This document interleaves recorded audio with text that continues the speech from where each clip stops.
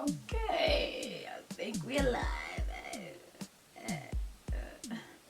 Hi guys, welcome back to our channel. It's your girl Aggie over here. You're gonna be seeing only myself in this video again.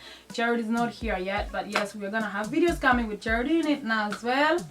But yeah, you guys, I know it's been a minute. We've got all your DMs, all your messages, and you guys on every platform we have received your request for us to be back. We just had a crazy busy schedule with work and stuff like that, but we are back now.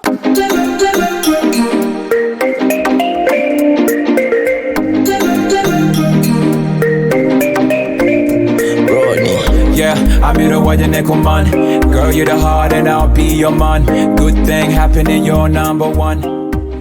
For all of you who have been keeping up with our channel, we got all your messages and we love you so much and we missed you so much, you guys. So good to be back. So in this video, I'm just going to give you guys a short quick video on traveling during COVID-19 and like some of the requirements. As you all know, if you are on any of my social media platforms, if you are not, I'm gonna leave the link here up here somewhere that I've traveled to Uganda recently. I just got back, you guys, which I think is gonna be helpful for a lot of people. I've got a lot of DMs like you guys asking when I traveled, is this a throwback video? What are the requirements? Like you guys are still like wondering like what are some of the things that you need to do before you travel. As you know, your girl over here, I've been trying to get out of this country for the longest time, you guys. Since lockdown, I think I have so many tickets hanging out like somewhere in the air. So I managed to get out of the country, and the country that I actually went to was Uganda. Yep. So you guys, before you travel, the advice that I would give you is that you do your research and like look up the government websites of like what country is open for tourists and is open for your actual country as well, because some countries are open for other countries and like other countries are closed for other countries as well before you book, because you're just gonna end up canceling your flights and losing a lot of money as well, because you're not gonna get all your money back when you book tickets. And sometimes you might, but most of the time a lot of people have lost money during this quarantine. So I live in Ireland currently. I looked up Ireland. Ireland have a lot of countries on restriction list, like when you come back you have to quarantine 14 days and stuff like that, but luckily Uganda was not one of them. So what I did first, I looked up the requirement for Uganda and also requirement for Ireland for anyone that's coming back from Uganda, because I have to come back to work.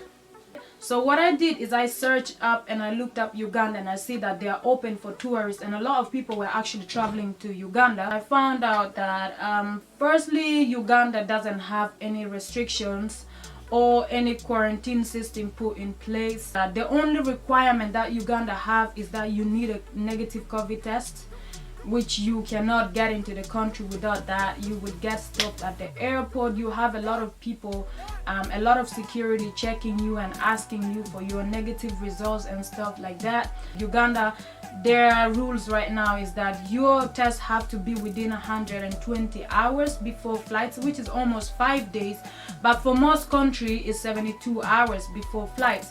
So it also depends on the country that you're transferring from, because most flights are not direct. So you have to go to a country and also transfer from there. Like if you're having a direct flight, like there's no problem. Like, so I went through Amsterdam, which they require a 72 hours test before flights from your original destination, from the time your samples was collected to when your flight is. For Uganda, first thing you do when you book your flights, you have to contact your GP or contact your doctor or whatever they are, that you need to get your yellow fever injection, which is a vaccine. They'll just give you a whole lot of like recommendations for all the vaccines that you need to travel to Uganda. Also, if you don't have a yellow fever certificate or you don't have yellow fever vaccine done, it's gonna be hard for you to enter in the country, because they will ask you at the airport. So you really need it, you guys, for your own safety and also for like immigration. And your doctor will also prescribe you malaria tablets. Just contact your GP before you leave, at least 2 weeks before you leave, because and then the next thing that they will require at the airport is mask, you guys. The only mask that is actually required is the surgical one, the blue one. It comes in different colors. There are like different colors in white, black or whatever, but it has to be the surgical one.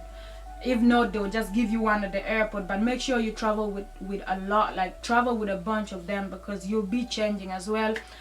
When it gets like moisture, when it gets dirty, and you need a different mask too. So with me, like the hardest part about this traveling thing, it's been the mask, because me and mask, like we are not great friends. I always struggle with keeping my mask on, but with this there's no way out. You just have to keep your mask on, right from the bus all the way to the airports and all the way to the flights as well. Like all through the flights, the only time you take your mask off is when you are eating or when you're drinking something, but the whole reminded to keep your mask on. The only requirements that you need to get through the airports is one thing, the yellow fever one, and they'll give you a certificate for that as well. Two, your negative COVID test. It has to be a negative COVID test, and it has to be within the hours that is required, because that's the one thing that if you do not have, you're not gonna be allowed into any of the flights or even checked in. So when you check in, you're not gonna get your boarding passes. They will allow you to check in online. You'll do the health declaration forms online as well when you're checking in, but they will not give you your boarding passes. You have to go to the check-in desk. So they will check your COVID test results. They will check if you have the yellow fever, and they will check if you have mask as well. And like some countries, you have to sign the health declaration form, because you'll be looking for pens as well to sign all these forms. As for anyone that is wondering about the social distancing and also like the seats arrangements in the flights, you guys, that is one thing that actually shocked me. I was shocked, guys. I was shocked, because there is no rules of social distancing in the planes and in the flights, you guys. The only thing that you will do in the flights is keep your mask on.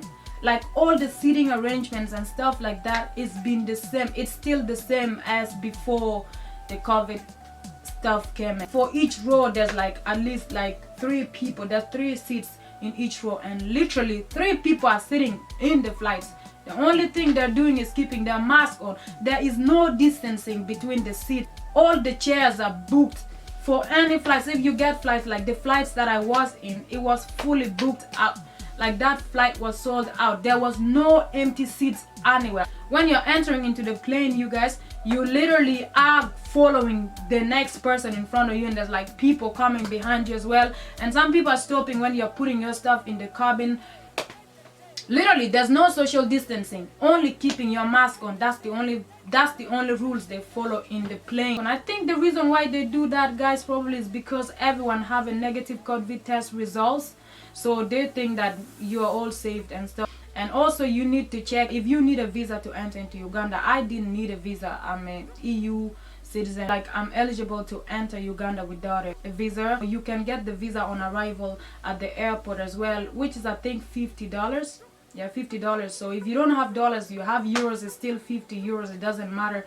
Is on the 50 net. Like a lot of people keep their masks on as well. On the streets they're selling a lot of masks, so if you don't go with enough, you can always get some there. And a lot of people keep their masks on. Like you guys just be mindful of that, because sometimes you can easily forget and take your mask on. And like Uganda, especially Kampala, is very crowded. Just keep your mask on, you guys. Just be mindful of that. So yeah, you guys, as I was saying, if you are in Ireland currently, Uganda is not on the list of quarantine countries for Ireland. So if you come into the country, yes, you have to sign a passenger locator form, which you do that online. And if you don't do it, you forget to do it, most countries won't let you depart the country without like filling the forms, which are online.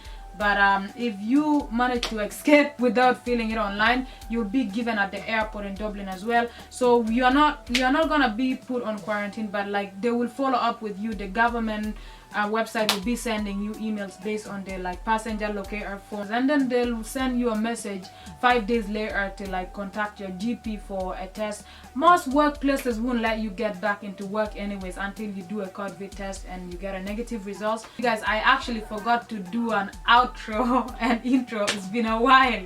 And anyways, you guys, thank you so much for watching this video. If you stayed till the end, thank you so much, and I hope this video is helpful to you as it would have been for me before I traveling out of the country. Anyways, you guys, leave your comments below, and if you have any other questions, please DM me on my social media platforms. I'll get back to you. Thank you so much. God bless you, and see you in our next video. Bye.